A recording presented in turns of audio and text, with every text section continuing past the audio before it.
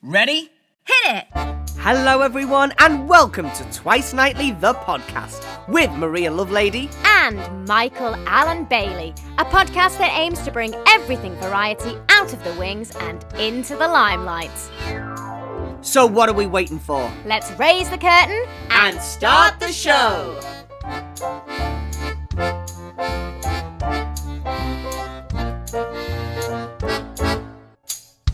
Coming up on today's show, we talk the music and the magic of Victoria Wood with the Cabaret Geek.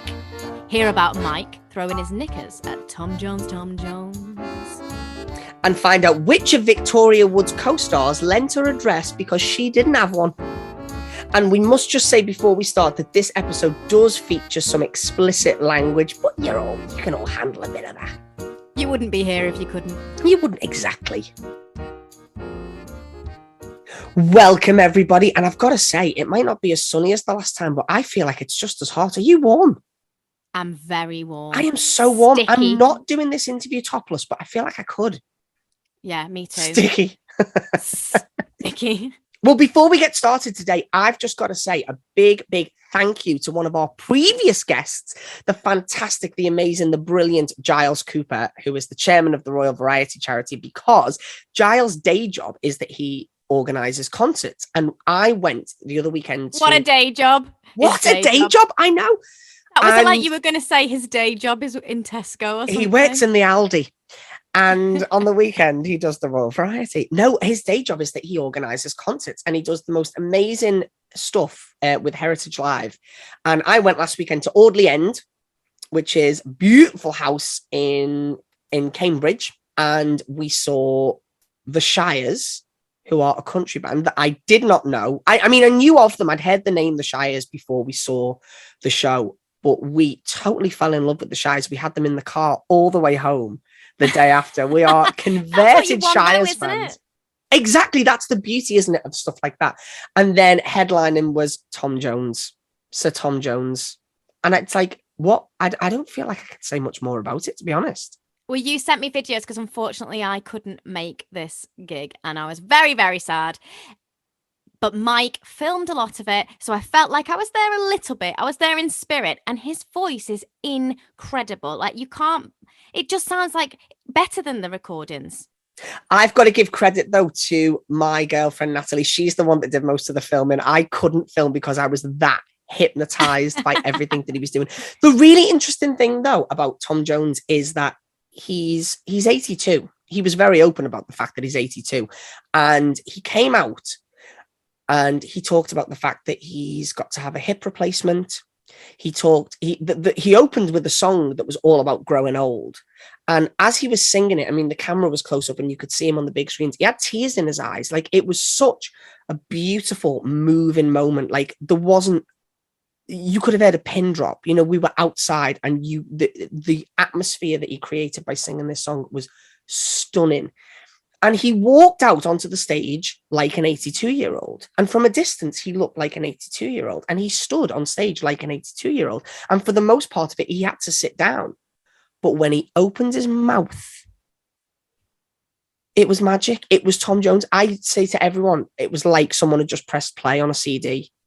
He was flawless. And it was overwhelming how his talent and that voice and his charisma, people talk about his charisma and you see it, don't you? Even if you just watch The Voice and if you only know Tom Jones from The Voice, you get a sense of that charisma. But honestly, he had everyone in the palm of his hand. He was incredible. So thank you so much to Giles for inviting us and for just being brilliant and for looking after us so well. We were treated so well. Well, I think he is somebody who is a master of their craft, and we are lucky enough today to speak to somebody else that is a master of their craft. So today we are talking to Paulus the Cabaret Geek, who is currently in Edinburgh doing a Victoria Wood show called Looking for Me Friend. And he is coming to the Liverpool Theatre Festival, which is very close to our hearts, isn't it, Mike? Because it's the first place that we performed Twice Nightly, our show, and the reason why we're doing this podcast. And we couldn't wait to speak to Paulus, could we? To be able to just get the gems of what is cabaret, to define what cabaret is. And talk about Victoria Wood. Her name's come up so much on this podcast. So it's like, it's the best of everything, isn't it? We get to talk cabaret, we get to talk Victoria, we get to talk the Liverpool Theatre Festival. It's all the ingredients of a great twice nightly cake. I was going to go for a cocktail, but that's clearly the difference. Oh, all right. Well, that absolutely is the difference between me and you, isn't it? You have a cocktail, I'll have a cake. So Paulus has performed all over. He's performed at some of the biggest names in the business. So he's performed at the Hackney Empire. He's performed at the Café du Paris, the Café Royal. He's performed at the Vauxhall Tavern, the National Theatre, the Crazy Coqs, Madame Jojo's, Troxy. Like, honestly, the list, I'm just reading it. It's just going on. I mean, I'm literally just on London. Like, he has performed all over. But there's one place that he has never performed, and you are going to find out where it is because I've performed there. I was quite smug, wasn't I? In that you were quite smug, actually, yeah. Well, I've got to be smug about some things, haven't I? I've got to try. Right, well, enough chat. Shall we get him on? Shall we kick off our chat? And because there's so much to unpack, isn't it? There's so much to delve into. Let's get him on. Ladies and gentlemen, Paulus, the Cabaret Geek. Good morning. Good morning. I thought the camera was on you straight away then, Paulus. I thought that you just sat there with the banana on your head. Yeah, every morning at 11 a.m. I put a banana on my head. That's what cabaret people do. Well, we're so happy to join you today and find out what cabaret people do. They mostly have to have 3 other jobs to make their careers work. We know the golden advice. No, the golden advice is marry well. That's the golden advice. So how is Edinburgh? How is it going up there? Do you know, I'm reliably informed that given the broader issues at the festival and, countrywide, nationwide, I should say, I'm having a very good one. Now, that's not to say that it isn't extremely tough and that I'm not struggling some days. But yeah, we started with 19 people on the first day and we've never dipped below 25. And yesterday we had 70 and I'm in a room of 110 seats. So it's, given that the bins aren't being collected, there's a cost of living crisis, we've just had a pandemic, I'm very happy for everything I'm given. That's great. I think what we'd really like to start with is, how did this show come about? Why Victoria Wood? I have to thank my on-stage partner and musical director, Michael Ralston, for the idea, actually. I'm not sure he even remembers this, so I should stop crediting him because he'll ask for extra money. But when Victoria died in 2016, Michael and I met up for a drink. We hadn't worked together for a long time then, and so we were due a catch up, and we'd played a lot of Vic's songs in the cabaret together, and we kind of bonded through our mutual love of her when we'd met 25 years ago. And so when we were talking, when we met and sort of raised a glass to her, Michael said this thing, which, I can't remember what exactly he said, but basically he likened her work in the 80s and the 90s to a kind of modern Polari. For gay guys like us growing up in the 80s and 90s in rural England to be able to find their friends. And this isn't actually a gay-centric story here, and nor is our show on stage, because I think that speaks to everybody, whether you are gay or straight or black or white, it doesn't matter. If you find somebody with the same sense of humour as you and have that in common, and there's a shorthand there, you go, this person, yeah, on some level, maybe lots of levels, they get me. I think that's what Vic gave to millions of people, actually. And so that's why I started to think, maybe there's a way of celebrating this on stage. And I know that there's about 3 or 4 other people that are doing sort of shows. I hesitate to say the word tributes, but tributes to Victoria.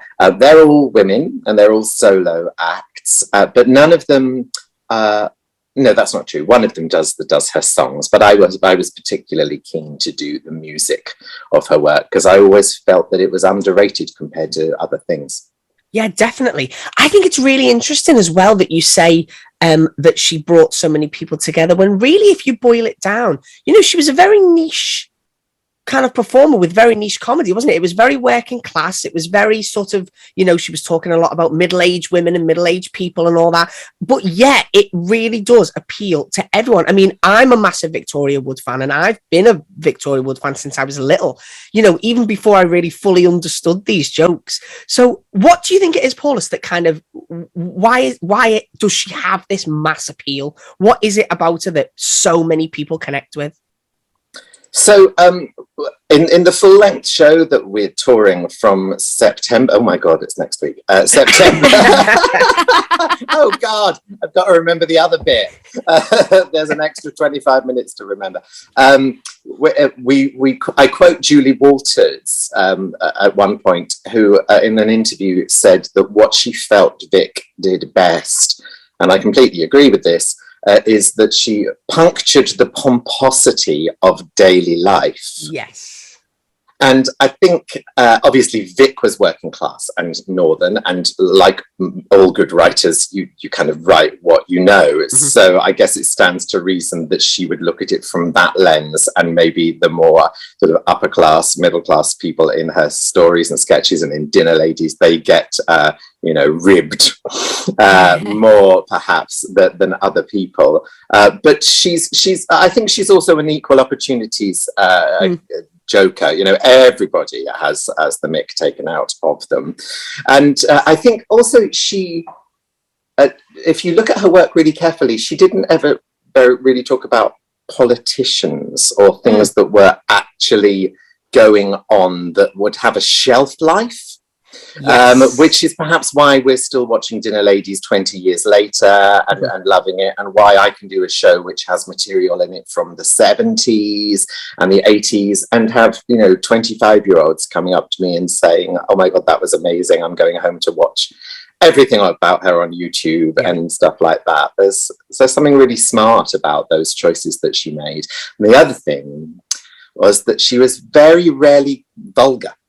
There's not that much effing and jeffing in Vic's work, and so my show is suitable officially. I think it's suitable for 10 years and up. I mean, whether they'll sit still for long enough is another matter, but they're, in theory they can come and see the show. And like I said, it's so wonderful when I meet younger people after the show and they've enjoyed it. That's absolutely true, isn't it? Because like you've just said about like the politics thing, it's like, even when she did do that, she never pinned it down to a certain time, did she? Like the Anne Widdecombe song, for example, that can still be enjoyed now because there was nothing in it that pinned it down to that particular time or to a particular class or a particular period. It was written to be enjoyed whenever, and I guess that was the genius of her, wasn't it? Yeah. So she's not really a political comic like Ben Elton at the same time as her would be talking about specific things which would have, like I say, as a sort of shelf life. And whenever she did talk about politicians, whether it be Anne Widdecombe, John Major, Tony Blair, it was nearly always quite a short, pithy remark about something to do with the dress they had on the day before or the type of washing up liquid that they bought and stuff. It didn't burrow down into their actual politics, and therefore it didn't divide people. All she's really doing is saying, look, these are the nutcases in charge of us right now, eye roll. And I think that's as far as we got. And unfortunately that never changes. No, unfortunately it doesn't. What I'm really interested in is what you said before about it not being a tribute show. So in terms of the what you actually do on stage, for our listeners that might not be familiar with your work, how is this different to a tribute show, and what effect do you want to have on the audience? Okay, so I guess the first thing I should make clear is, as I mentioned before, there's a chap called Michael who I share the stage with, and he plays the piano. So I can't play the piano. I certainly couldn't play the piano and sing the songs that Vic played and sang, and nor could Michael on his own either. So the first line of the show is we are here to prove that it takes 2 men to do the job of 1 woman. Big laugh.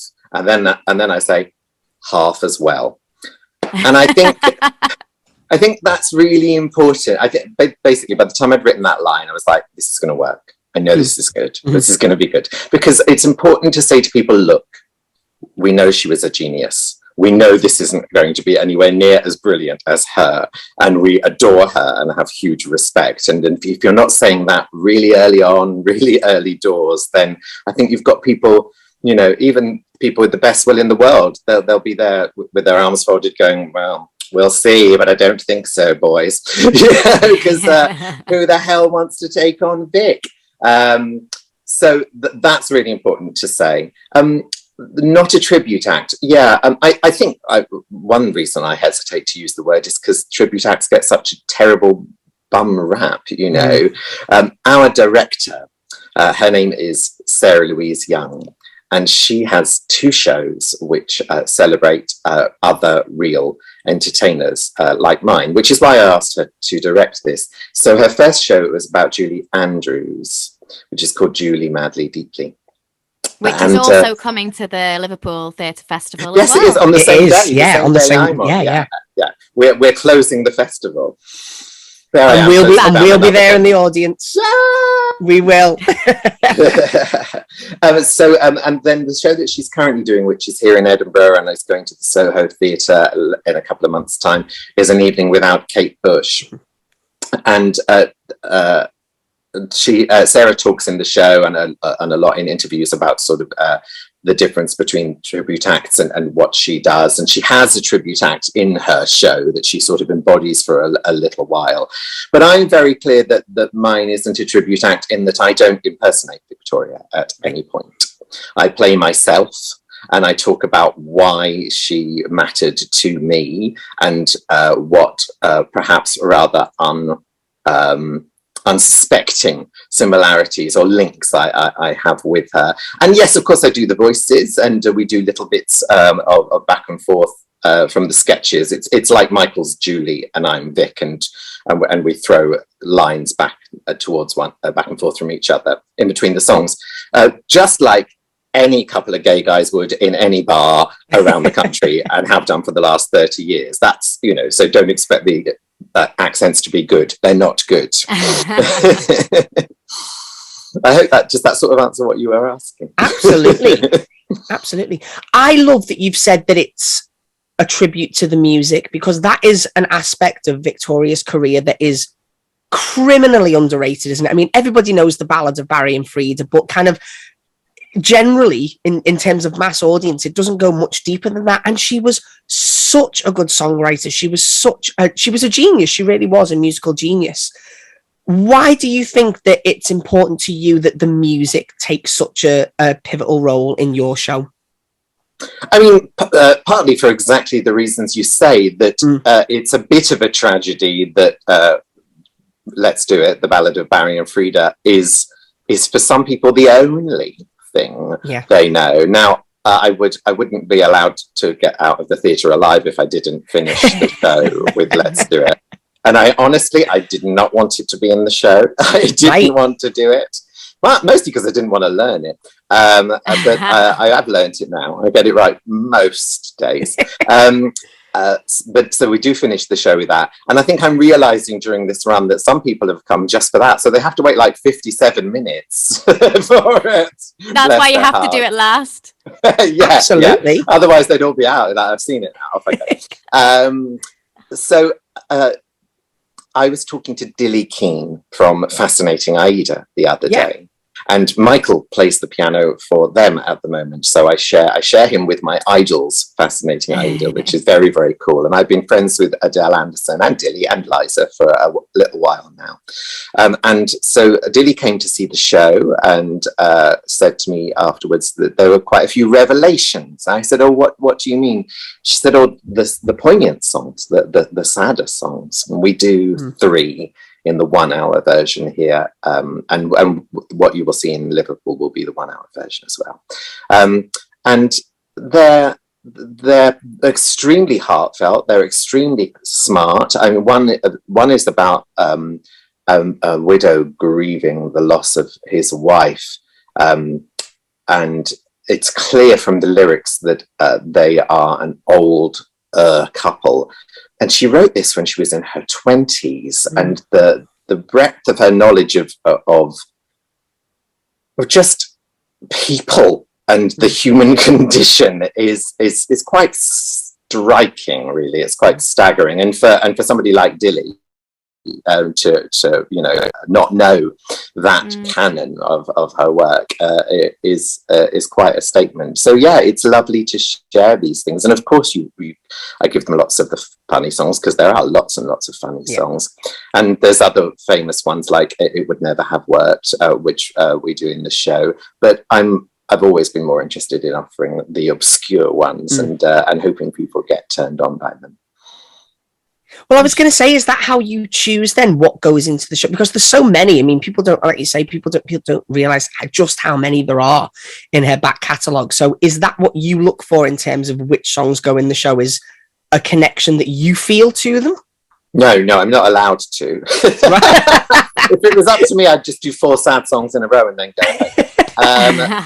No, Sarah Louise was brilliant in helping us shape a piece which is always about story. What is the story that we want to tell, and how do these, like any good musical really, how do these songs help either move this piece along or reflect what we're trying to say? So no, there's loads of songs that I would have liked to have been in it that have been rejected. I've had, as you say, there's lots and lots of pieces that she wrote. I think PRS have over 400 songs registered to Victoria Wood. And I had the sheet music for almost all of them made for this show.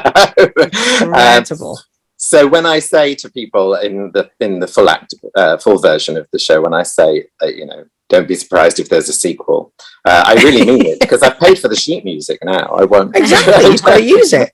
I don't like waste. So yeah, there is definitely potential for that if people want it. There's one which I was like, no, I don't care whether this makes any sense or not. It's staying. Yeah. because I want it to. So there. It's your show. Yeah, it's my show. It's your show. I was going to ask you, actually, because I think there's quite a misconception, and I'd love to pick your brains more about cabaret, because you are such an established and successful performer. When you're putting a show together like this, I think a lot of people have the idea that you just get the sheet music and you might practice it with Michael, and you get up and you just chat. And they won't realise that there is such a deep thought process that goes together, and that there is a director. And that even though you're being a version of yourself, that actually needs directing, and that needs, honing so that the audience can fully appreciate what you're doing. Can you give us a little bit more insight on how that all works for people that don't know what happens backstage in cabaret? Yeah, I can, but we've only got 40 minutes. I could, honest to God, I could go on for a very long time about this. So the first thing I should say is that I don't think that this show, Looking for My Friend, is a cabaret. Online, I'm known as the Cabaret Geek, and I do have a 30-ish years of cabaret experience. So it completely is understandable that people see me next to a piano and a piano player, ostensibly talking to the audience directly, and think that it's a cabaret, but I actually don't believe it is. For one reason, I don't think it's current enough to be a true cabaret. This is an historic piece. We haven't changed any of the lyrics of Victoria's songs. So there's a song about reincarnation that I sing near the end. It's called Reincarnation, funnily enough. Vic wrote, I just fancy 20th century reincarnation in it. Well, I haven't changed that to 21st century reincarnation because we're now in the 21st century. I'm still referencing Margaret Thatcher, and we haven't changed a single word of any of the lyrics. So that's one reason why I don't believe this is a cabaret. But I actually, on my YouTube channel, I have sort of unpacked this idea of what cabaret is, because if you look up in the dictionary what cabaret is, I'm going to be paraphrasing here, I can hear students all over the country that I've taught rolling their eyes because they've all heard me say this so many times, but I'm going to say it again anyway. If you look in the dictionary, the word cabaret, what it says is an art form experienced whilst sat around tables, often drinking, sometimes eating. Right. So first of all, there's no tables in my theatre here in Edinburgh. I don't think there will be at the Liverpool Theatre Festival either. Second of all, as you've probably noticed, that says nothing about what's going on stage. It's all about how the audience experience the experience. So in theory, according to the dictionary and Wikipedia, by the way, anything can be a cabaret as long as you're sat around a little table. Eating or drinking. Yeah. So, okay, fine. I'm not going to argue with that, but it's not very helpful if you are a practitioner of the art form, or you want to learn it, or you want to teach it. So I very, very boldly, and I am totally up for people messaging me or commenting in my YouTube and telling me that they think I'm wrong, because I'm quite used to that. But I've got these sort of what I call the 4 pillars of cabaret, and the idea is that unless you've got all 4 of them, then it's not a pure cabaret. And a lot of people use the word cabaret because it's popular at the moment. You know, there's a lot of venues that say, "Oh yes, we do cabaret," and you go, "Well, show me, please, on your list of shows that are coming up, which of these is a cabaret?" Because I can't see any of it. Just like 10 years ago, they would never have touched it with a shitty stick because it wasn't a popular word back then. Why do you think it's become popular now?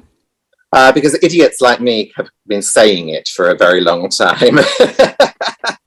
Do you know, actually, if you go back to your history books and look at the history of cabaret pops up very much like Mary Poppins. It pops up when needed and then leaves when the job is done. And that does not stick around for a very long time. I mean, even Le Chat Noir, the very first cabaret in existence from 1881 in Paris, even that only lasted for 7 years. It's a bit of a nomadic type of a thing, a cabaret. Now, often this is because historically they were run out of town. They were closed down because people did not like that cabaret artists were speaking up, speaking the truth and saying no to the powers that be. So when you get to the 20s and the vibe from the musical cabaret of obviously Berlin and this sort of pre-war cloud hanging over everybody, the cabarets of that era, all of those performers and all of those venues were closed down and run out of town by Hitler and his cohorts, and some were indeed killed simply for standing on a stage and speaking their mind. I said to a group of students a couple of years ago in London, I said, okay, imagine this. So Trump was still president, right? And I said to them, imagine you wake up tomorrow and you open Twitter and you read that your favorite comedian in America, they have been jailed by Donald Trump because they told a joke that he didn't like. Would any of you be surprised? And every single one of them went, no, I wouldn't be surprised at that at all. And I said, well, that's exactly what's happened time and again to cabaret performers in history. And then one of my students went, that happened to my uncle in Argentina in the 90s. Wow. He was a cabaret performer, a sort of comedian and cabaret performer. And that's exactly what happened to him in living memory. Isn't that amazing? Really is. It really, really is. So it's quite a dangerous job, Yeah, absolutely. Yeah. I was going to say, what do you think it is as a cabaret performer yourself and working in this genre that motivates people to put themselves out there like that they could be jailed, that they can be criticized? I guess an equivalent now in our country would be getting trolled or something. What is it that is that people need to still do it? They want to risk everything for the art form. I suppose everybody has a breaking point, and when you have been refused enough times or ignored enough times, belittled, overlooked, and dismissed enough times, for everyone, there is a point where you say enough is enough, and I don't care what the consequences are. And I referred to the strikes here in Edinburgh right now. The bins are not being collected. They haven't been collected since Thursday, and it is festival season. So you can imagine it is now Wednesday. You can imagine what a disaster it is out there on the streets. But the bin men here, I think, have got. I mean, I don't know the details, so I'm not going to pretend I do. But they haven't had a pay rise in line with inflation for a very, very long time, and they know what's about to happen this winter with the cost of living crisis. And they have, they've taken this opportunity very smartly during a very busy festival to go no. And the rest of Scotland are following them today. They're striking from today as well.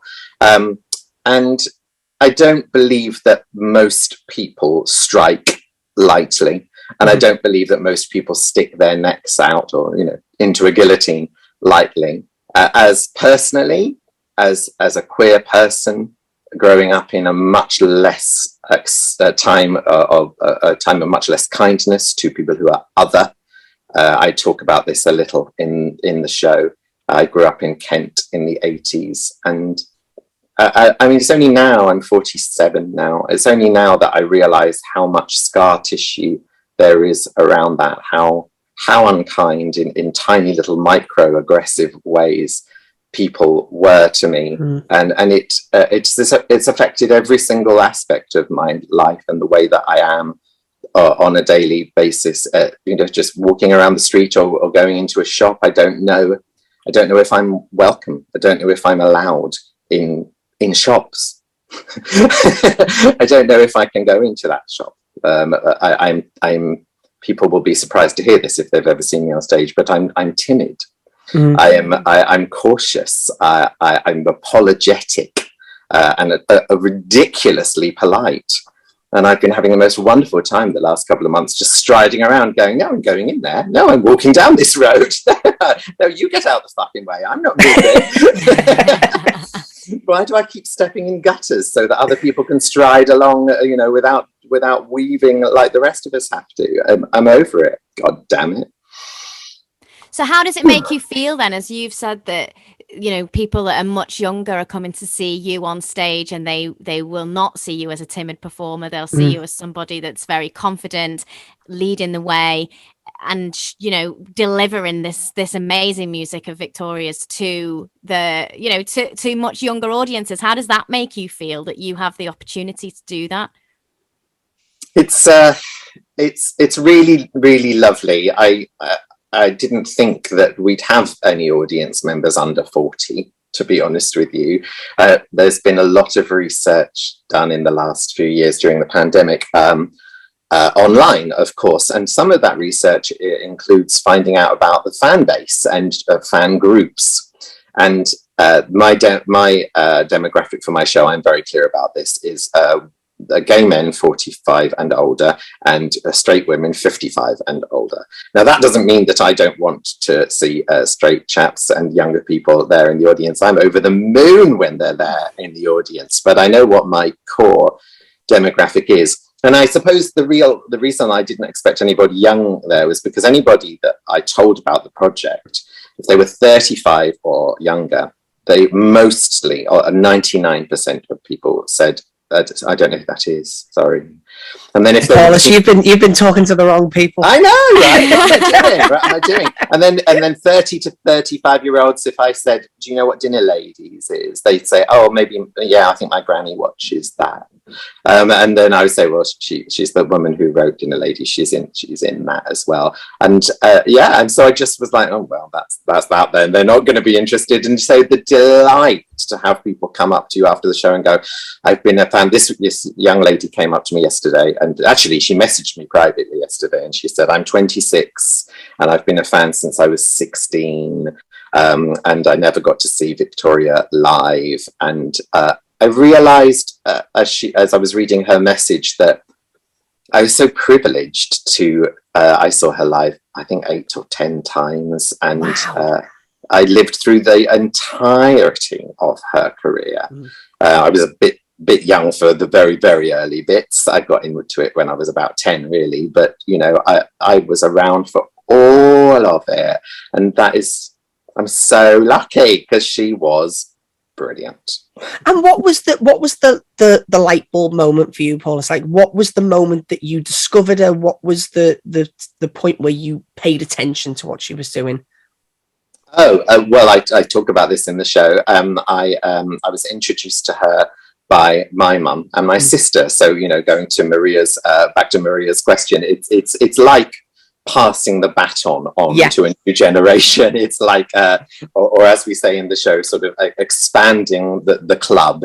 My mum was watching this silly woman, and my sister is a lot older than me. My sister's 8 years older than me. So my mother was 45, which I was when I started writing this show. Mm-hmm. My sister was 18 and I was 10. And we sat down and watched Victoria Wood as seen on TV together. And because Victoria wasn't ever vulgar, as I said earlier on, it worked. It made sense. And I suppose on one level, I was just enjoying the bright colours and the overly made up eyeshadow and the silliness. But on another, brilliant use of language, the words and the word play was just gorgeous. And my mother loved to read novels and introduced me to to books and art. And I guess there was a richness to Vic's work that turned us on, that really spoke to us. So 10 years old. And also, let's not forget that when Vic first appeared on TV, the very first image I had of her, she looked extremely unfeminine. She was now people would just assume that she was a lesbian, which I don't believe she ever was. I don't know. I've read enough books. I don't think she was. She was wearing a red leather skinny tie and a blue dinner jacket, a men's blue jacket with the sleeves pushed up. And she had spiky hair, just like I did when I was 10 years old, dark brown spiky hair. And it was like, that's me, that's like me. And she's fat, like I am, yay. The fact that she had bosoms was just, I was close to that too. So that was actually in 1985 extremely bold and extremely unusual. She didn't own any dresses. She had to borrow a dress from Celia Imrie to go on That's Life and sing a song and play the piano. I mean, if you can borrow a dress from anyone, that's the person you want to be borrowing it from. Yeah, absolutely.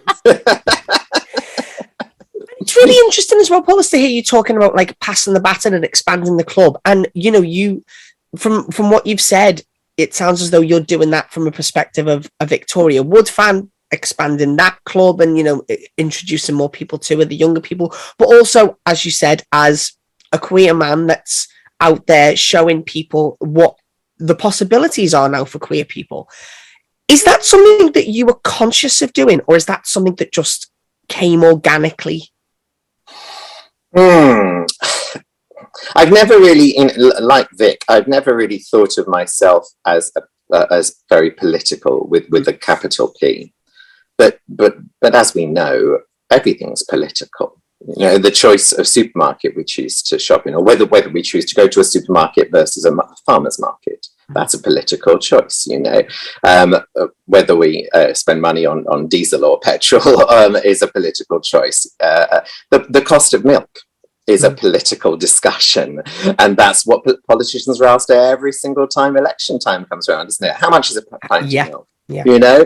So it's very interesting whenever I teach cabaret, especially to younger people, and I invite them to get opinionated, to have their say. And the initial reaction, Maria, you were talking earlier on about sort of there being a lack of director often in cabaret, and I agree with that. There usually is a lack of director. You have to be your own writer, your own director, and that's terrifying for most performers, because without any disrespect to all my fellow performers out there, a lot of us, not me because I won't do what I'm told, but a lot of us spent our careers like puppets. We stand where we're told to stand. We say the lines that we're told to say.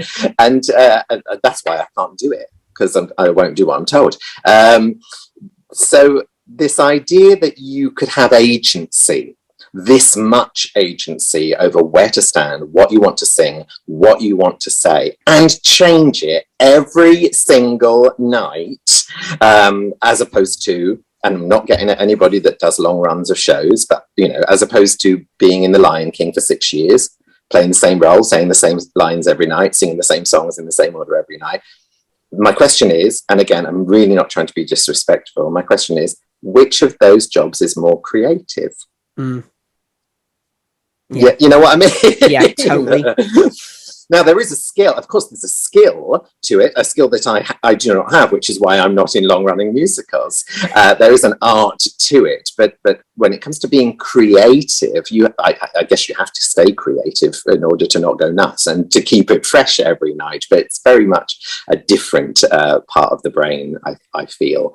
So working with 20-year-olds and older people sometimes as well, but working with 18, 19, 20-year-olds and saying, right, what do you want to say? What gets on your nerves? What really pisses you off? And I go, get up. There's the space. Take the space. You've got 3 minutes. You can say anything you want. It's really interesting, I think, to hear you talk about it from the perspective of teaching cabaret. And going back to before you saying the dictionary definition of cabaret, is the fact that cabaret is such a broad spectrum and such a subjective thing, does that make it easier to teach, or does that make it difficult to teach? It's, well, I guess a lot of the time I work with singers.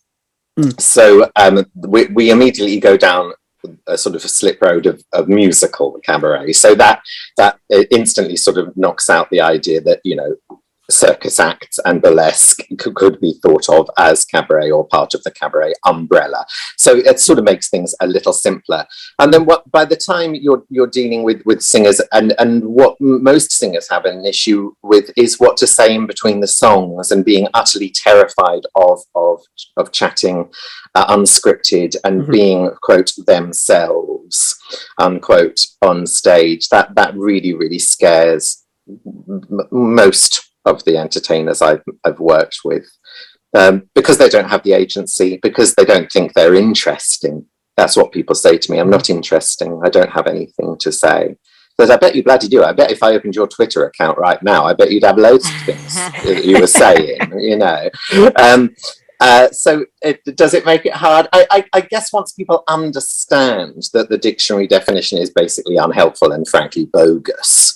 And what I do, and I must give a shout out to my friend and sometime colleague Jamie Anderson, I used to run workshops with, and he created this wonderful idea, which I adopt in all of my work now, which is there's a sort of manifesto, an agreement at the beginning of a workshop, whether it's a 5-day workshop or 1 day or 2 hours, of what we believe cabaret is. And so we sort of write it all up on a board and sort of go nuts. And hopefully I can delete some of the less helpful things and explain why, you know, that they're not going to go on the board. Because what we're trying to understand is what makes cabaret a art form in itself. Why do we say the word, when we're thinking of singers, why do we say the word cabaret? Why don't we just say concert? Or to put it more clearly, what is the difference between a concert and a cabaret? And I think what happens most of the time is that, and these are their words, I don't tell them to write these things down, but the word intimate comes up fairly soon in that discussion and goes up on that board. And there's an intimacy that I think cabaret affords, and a relaxedness, and that there's the tables and the glasses of wine suddenly make sense, right? We're not sitting in rows, we're not in the dark, we're not just, you know, clapping very politely at the end of Act 1, you know. That makes it more dangerous because people, the other side of the lights, the audience, they are, you know, there's new rules, and there's chips being delivered, and are we allowed to talk, or are we not allowed to talk? I'm being asked questions. What does that mean? So that's a whole another bunch of stuff. But intimacy is one of the keys, I think. Is it possible to do a cabaret at the O2 Arena? I'm not saying it isn't. But I do think it's a lot harder to do it in the O2 than in a 150-seater. Yeah, I'm like still I know, I'm daydreaming about. I'm totally hypnotized. It's not even midday. You weren't expecting this, were you? No, but we're loving it. All that's going on in my head is like, how can we get him back to just talk about these 4 pillars of cabaret for 6 hours? Like, how do we join this class? Hey, look, you asked the question. I've been doing this for 30 years, mate. I've been thinking a lot about these things. Well, my next question was going to be, because we've talked about so much about how you've inspired other people. Who for you are some of your favorite, and they don't have to be cabaret performers, but who are some of your favorite variety performers, and whatever that means to you under that variety umbrella? Who inspires you? I mean, I've been so steeped in Victoria's work for the last 3 years that it's hard to remember that there's anybody else out there, if I'm completely honest with you. I listen to a lot of singers that are sort of British singer-songwriters that I admire greatly, and I love one of the people that I really adore, and the fact that that I'm here in Edinburgh and that she is Scottish, I guess, is really a nice link. There's a woman called Eddie Reader who used to sing with a band called Fairground Attraction, and some people only know the song Perfect. It's got to be perfect. I used to do a pastiche of that called It's Got to Be Wood Chip, which was about the 90s TV show Changing Rooms, which is aging me horribly. We were loving it. We were there. I've shelved that song. But Eddie, when you go and see Eddie in concert, and you should go and see Eddie in concert, she is tremendous. Now, again, is this a concert or is this a cabaret? Eddie chats. She chats. It's the stories about Mammy and Daddy and Granny and all the wee bairns being locked in the cupboard underneath the stairs so that everybody else could get drunk. And she's so approachable and colloquial from that spotlight, from that pedestal. You don't feel that there is a huge distance from her, and there's things she does with her body.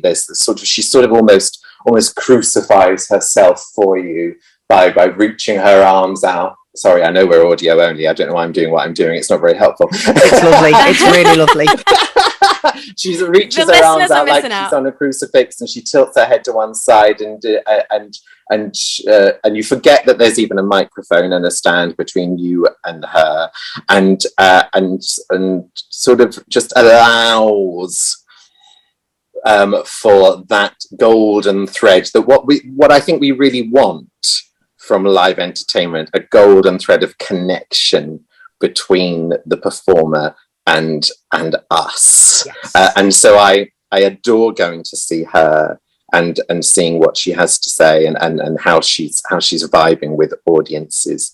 Now, I mentioned Fascinating Aida earlier on, and when I was 15, I went to see Fascinating Aida at the Marlow Theatre in Canterbury, because that's where I'm from. I went with my mum, and they, like I do now, they have a merchandise stand straight after the show, and you can go and get things signed and buy stuff. And I didn't know, I didn't really understand why I was so attracted to or zoned in so much on Adele Anderson as I did when I was 15 years old.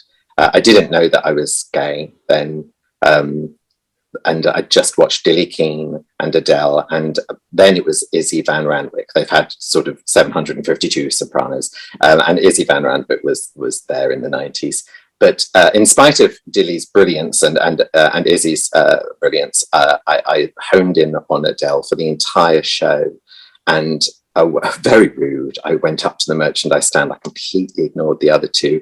I went straight up. I leaned over the table, 15 years old. I leaned over the table and I touched her hand without permission. And I said, "You were amazing." And I didn't even realize at the time that she was trans, and that I'd just seen my first, maybe I hadn't just seen my first trans performer, but I now know that I was watching a trans performer. And nevertheless, something, a bit like Vic standing there on TV in the 80s, dressed in men's clothing, somebody was doing something that was other, that was different, and wasn't being the same as everybody else, because Adele's voice has just got this astonishing range and timbre to it. And now we're friends. Now I hang out with her at the abattoir here at the Edinburgh Festival. I mean, how fucking cool is that?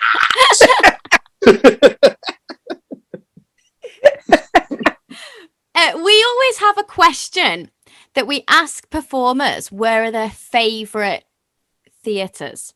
But what I'm interested to know is, as a cabaret performer, where are your favourite theatres to perform or watch? And is the theatre important, or is it about the performer? Like, does the space, as you've just said, cabaret, the dictionary definition is about the space, actually, not what's happening on stage. So does that, what are some of your favorite places to perform, and is it even relevant, actually? Right. Okay. So apologies in advance, because I'm going down a rabbit hole. We're ready. We love a rabbit hole. So this is why I'm asking. I thought it's a waste just to ask you what your favourite theatre is. I want to know. I want to know. Well, the short answer is I've never performed there, and I would kill to perform at the Minnack Theatre in Cornwall. I've done it. It's amazing. Oh, you're so lucky. So it has to happen for you. Yeah. It has to happen for you. Oh my God. I went to see a production of Macbeth at the Minnack when I was in my 20s, and I had seen a number of productions of Macbeth by then. I think I'd been in it a couple of times, or had read it at school or something, and it was amazing. The rain was sheeting sideways, and during the production, these dolphins started leaping out of the water behind the performers, and I was like, oh my God, this is gorgeous. And it was all carved out of rock by one woman. By a woman. Come the fuck on, people. Why aren't they running the country yet? I mean, not Liz Truss. We don't fucking want her to run the country. She's a complete halfwit. So the Minnack is the short answer. And I think the Minnack is a great... if you want to be a good performer that can hold an audience, you have to be better than the dolphins in the sea behind you. Right. That is, in terms of teaching, that is like, come on, be better than the dolphins. Bravo, Maria. So let's get down this rabbit hole, okay? We are so ready. You're like literally the white rabbit. I wish you were dressed with little ears, and we are out. So, I'm surprised you're not, Wallace. I'm surprised you're not. If I'd known about this, if I'd known how cool you two were, I would definitely have made more effort. So that's the first time we've been called cool. We've never been called cool in our lives. We'll take it. We're going to keep that and just play it over and over again. So you may have heard of this theory, and I hope I've got this right. I think it's called. Now, it's either called Dawson's number. It's a scientific sort of mathematic theory. Either that, or I've confused it with the TV show Dawson's Creek. I can't remember. But let's say the same, aren't they? They are. Let's say, for argument's sake, there's this mathematical theory called Dawson's number, and Dawson, this scientist, he found over different decades, different tribes, different centuries, that the number 150 was absolutely key as a sort of, roundabout figure for the amount of contacts that human beings and primates could cope with.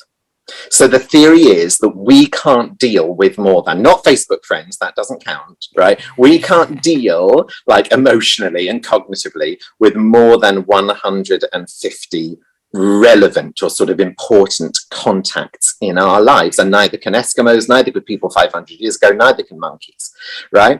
And the idea, that is so mind-blowingly sexy to me, because having traveled the world and walked into cabaret venues in Argentina and Nicaragua and America and Australia and Paris and Berlin and all over the place, you rarely find a cabaret venue with more than 150 seats. So this is super sexy, and I never thought I would say that a mathematical theory was sexy. Who the hell am I even?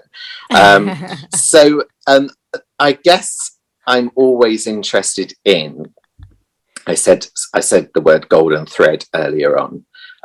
And I wonder how far apart we get, or how far apart do we have to get for the golden thread to snap? I guess that's what I'm really excited about exploring at the moment. So is that a 300-seater? Is it a 200-seater? What's the how far? Or is it 151? Oh, is it 151? Yeah. Or does it depend on one's skill, one's ability? You know, I mean, there are people that couldn't do cabaret in a 50-seater because they would have too many fourth walls up. And when I say fourth walls, I mean, to me, everything's a fourth wall. You come and be taught by me, I'll be like, what are you doing? It's a fourth wall. Stop it. People are like, oh God, she said fourth wall again. So that, I guess the idea, and you know, circling back to what we were saying much earlier on in the conversation about how long cabaret venues last, on a much more practical level, cabaret often doesn't last because it isn't financially viable. A smaller, more intimate room with fewer seats means that you can sell fewer tickets and therefore you can't make as much money. Now, I would argue that once you've got past the sort of 200-seat mark, you're into putting on a review. You're probably not putting on a cabaret. And so that's another reason why cabaret is a very tricky, very problematic art form. Nobody should become a cabaret artist because they want to make money. Don't do it. Go and work as an accountant instead, my lovelies. So I'm always looking at, can this make sense financially whilst keeping the golden thread of connection? And I suppose right now that's the most interesting conundrum for me. But the other answer is the Minnack Theatre, please, with dolphins. Thank you very much. I'm sure it's going to happen. Well, we always finish. We don't want to finish, but I'm looking at the clock. We always finish with a this or that round. Are you ready for it? So oh my God, yes. Two options, and you have to give us the first answer that comes to mind. Right. Okay. Right. Okay. I'm going to kick us off. At the Chippy or keep on shopping? Oh shit. Shopping. Yeah, definitely 100%. Are you a press night partier or a stage door sneak out? Stage door sneak out, 100%. Thank God, I'm so glad that somebody finally said that, because everybody always says press night party, and I am such a stage door sneak out person, Paula. So I'm so happy that you've said that. No, I can't do all that. No. Who would you rather be friends with, Mrs. Overall or Petula Gordino? Mrs. O. Wouldn't you couldn't you just imagine an evening of Petula's stories? No, she's a taker. I hate with little Art Garfunkel. No, she's a liar and a taker. I can't stand them. Which other Victoria would you rather be friends with? Victoria Beckham or Queen Victoria? Oh, can I have Victoria Coren Mitchell, please? Oh, yeah. Oh, fabulous. I've met her a few times. Not her brother. He can be cancelled forever. Thank you very much. But Coren Mitchell, I'll have. The answer to your question is Queen Victoria. Victoria Beckham can get in the bin. In the bin. In the bin. Probably could get in the bin as well. She like physically. Could get in a bin. Probably could. There's a contortion act waiting to happen. There you go. If all goes down the pan for her, she's got a go show. Into contortion. I can hook her up with some gigs. And finally, I'm just picturing her sort of like Houdini in the tank. And finally, would you rather be sat in the audience or waiting in the wings? Waiting in the wings. Yeah. Yeah. Audiences are terribly badly behaved. I want to kill most of them. Are you noticing that audiences are any different kind of post-COVID in terms of behaviour and etiquette and manners? Yeah, I have a lot of friends who work as ushers, and a lot of my students work as ushers, and I have a lot of friends in ticketing, and I'm very lucky to get free tickets to big shows in the West End because of one particular mate of mine, Joanne Lackluster. Thank you very much, Joanne. That's a burlesque. Give them a shout out. It's appalling. The story. I mean, if you want another hour on just that, I could tell you some stories. Yeah, people, sort your shit out. This is not Gogglebox. We can hear you. And I can imagine that's even worse, isn't it, in something like Cabaret as well, because people are so close. I wonder whether people are better behaved there than they are at the big West End shows where they feel like, I'm 3 floors up and no one knows. Well, Cabaret, and I mean, we've always suffered from this, so it's not that it's harder. I mean, here's the thing. I see people, I know we've got to stop in a minute, but I see people on Twitter, performers on Twitter, saying things like, can we please just ban cans of Coke or sweets in wrappers from theatres, because it's just so off-putting. I'm trying to do my job. And I'm like, oh, sweetheart, oh dear. I mean, read your history books. Joseph Grimaldi, the most famous and the first clown, I will be as brief as I can, the most famous and first clown ever of this country's history of theatre. It was in many of our very first pantomimes at Drury Lane. He did performances where people were thrown off the dress circle and died, and they carried on the show. People were fucking, people were being stabbed, people were shouting, oranges, get your oranges, and he didn't have a microphone. So get over your sweet little self if you are worried about a little paper wrapper being... You can get over somebody opening a bag of Revels. Here's the question. Is it only annoying you, or is it annoying other people in the audience? Because if it's only annoying you, this is ego and it's nothing else. Oh, I love that. It's just ego, and we need people to come to the theatre. We don't need people to daily be berated about how they behave when they come to the theatre, because without them, you've got no job. I love that. I've got one final question that actually goes back a little bit, and it's when we were talking about people that inspire you. Because you said, Paulus, that you've been so immersed in Victoria's world. Do you ever find that you look back to the people that she was influenced by? So obviously that, she always talked about the fact that she was influenced by people like Joyce Grenfell and, the Waters sisters and people like that. Do you then go back and look at those people? How sort of far back in separation do you go? I actually, before I knew that Vic was inspired by Joyce Grenfell, I liked Joyce Grenfell. Even as a teenager, I liked her. So I was always sort of like, oh God, that's very cool that she liked her too. So yes, I mean, the Vic's list isn't terribly long. I think we probably just that and Dad's Army, and then we're done, I think, really. And I hate Dad's Army. So I don't agree with everything Vic said or did. But yes, I'm very much a Joyce. And the reason I'm a Joyce addict is because of Maureen Lipman and her wonderful tribute, quote and unquote, tributes to her. So again, we're just passing batons on. We're all just remixing Mozart anyway, as long as it's done with love.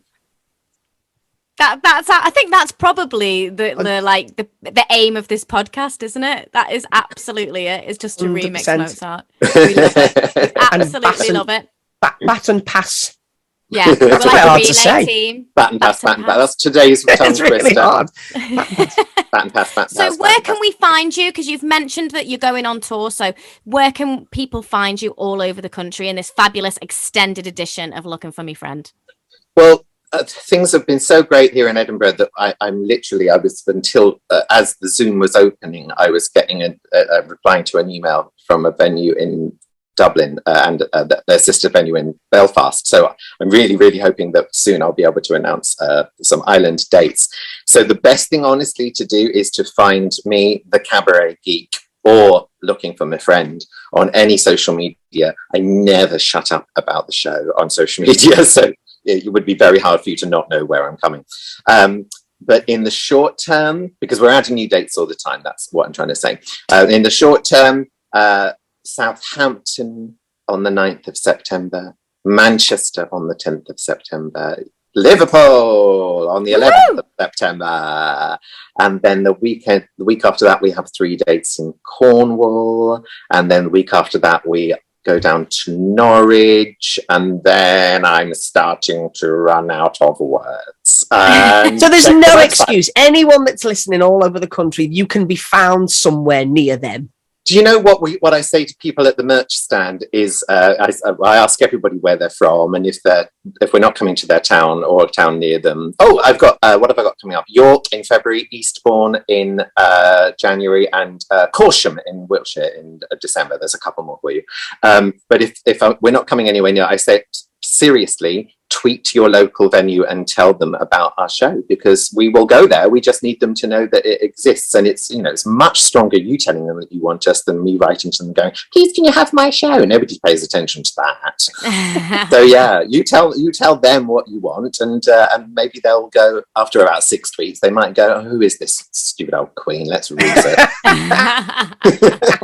Probably don't have time to talk about it, but I saw on your website you're doing a 1920s show. Well, I it's not really a show. Now, this really is my cabaret act, Maria, going back to... Oh, okay.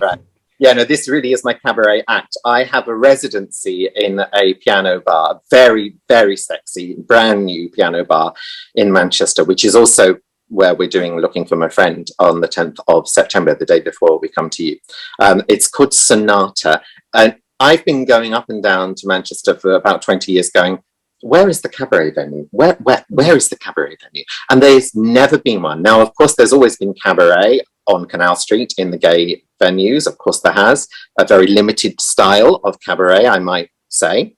And that's all I'll say about that. But this place, created and run by the brilliant Dale Bassett, who is a dear friend of mine, and I've helped advise him on the space. So anybody that goes to work there, I'm the reason there's a dressing room. You're welcome. I want a plaque on that dressing room one day. It's really sexy. It's New York style. There's a grand piano. It's cocktails. The staff are brilliant. It's very snazzy. And once a month I have a residency there in my sort of ersatz drag persona with one of my fabulous pianists, and I do 3 half-hour sets between 9 and midnight. It's very dirty. It's very rude. There are no idols, and if you have need for trigger warnings, don't come. Oh my god, I am there. So that's the night before? That's the 10th. Well, no, I'm having the month off so that we can do Looking for My Friend in that space. But then from October, I'm there. I think it's the first Friday of every month. Paulus, I'm there. Yeah, no, I am there. You guys, come and we'll do. No, I know. We'll do another recording. Yes. Thank you so much for having me. You're super guys. Thank you. Oh, it's a pleasure. Well, we can't wait to see you on the 11th. Is that right? Have I got that right? Liverpool Theatre Festival, 11th of September at the Bombed Out Church. Well, thank you so much for having us. Such a pleasure. Yeah, and we'll see you soon. No. It's really, really nice to talk to you. Thank you. Best podcast chat ever. Oh, thanks, Paulus. Woohoo! There's a testimonial. We'll break a leg tonight. You. Bye. Take care, guys. Bye, Paulus. See you soon. Thank you. Best podcast chat ever. Hello. That's something for the website that we don't even have. But like we said, it is so lovely that we got to talk to Paulus as a way of linking him to come into the Liverpool Theatre Festival, because that is how we started. I mean, we wouldn't be here. We wouldn't be talking to him today without the Liverpool Theatre Festival, because obviously our show, it all came from that. So this has felt like such a lovely full circle moment. And I think for us as well, because obviously we put the show together, and the more research we did into the show, the more we were going down that rabbit hole of exactly what is cabaret, what is music hall, what is variety, and as people that were quite relatively new to the art form at the time, even though we liked it all, we didn't sort of almost know the academics of it. Well, the whole point of doing the podcast was to meet people like Paulus, and the fact that we're meeting him and he's doing the LTF is just it's amazing. It is. And how nice, because I mean, so many people have said to us, haven't they, when they came to see our show, they said, oh, you should do it at this venue, you should include more audience interaction and all that. So it is so interesting to hear that there's a science of it. Like Guy Unsworth was talking about the science of comedy, the fact that now we can delve into the science of cabaret a little bit. I want to know so much more. We've got to get Paulus back, because I want to know so much more. If you go on his website, it's amazing. There's so many recommendations. He's all over the place. So if anyone else was listening and feels the same as we do, there are loads of opportunities to meet and work with him. So definitely do that. I'll be on his YouTube channel quicker than you can blink. And also as well, how nice is it? Because how many times does Victoria Wood's name come up on our podcasts from people, you know? So how nice that we've been able to really kind of delve into her a little bit more and, you know, what she did. And because she was quite, you know, we know from being fans that she was a really private person. So actually, although there's lots of material on her, it's really interesting, I think, to look at it that up close, because she never gave that much away in her life. And so much of what people do know, you know, he said, didn't he, that there's a handful of other tribute shows, quote unquote, that are going around and doing the rounds, and yet so much of it is from the perspective of the material rather than from the perspective of her as a person, because she was also, what we know from her is that she was quite a serious person. You know, she wasn't this larger than life clown in real life. I mean, not that she ever was on the screen ever really, you know, it was always quite subtle, wasn't it? But I don't really know what I was trying to say there. I was going down the rabbit hole with you there. I think that was fabulous. But I think you're absolutely right. And I hope that everyone who's listened really enjoyed that and getting to know a bit more about Victoria Wood. She's come up so many times. And if anyone would like to get in touch and give us your opinions and your memories, your favourite moments on Victoria Wood, then please do get in touch with us on our social media, which is... On Facebook, we are Twice Nightly the Podcast. Instagram at Twice Nightly Theatre Podcast. Twitter at Twice Nightly Pod. TikTok at Twice Nightly Podcast. And you can search for us Twice Nightly the Podcast on YouTube to see any of our episodes from our previous series 1. And obviously, if that wasn't enough, you can always get in touch with us on SpeakPipe, www.speakpipe.com/Twice Nightly the Podcast. Like Maria said, if you've got questions, if you've got anything to say, just voice note us with your favorite Victoria Wood quote. I would love that. Imagine if we could just have this like little medley of people from all over just doing their favorite Victoria Wood quotes. Oh, just, you know, it'd be amazing. It would. So do it. Get in touch. Thank you all so much for listening and showing us your support. We look forward to hearing from you all soon. But all that's left for us to say is... see you next week.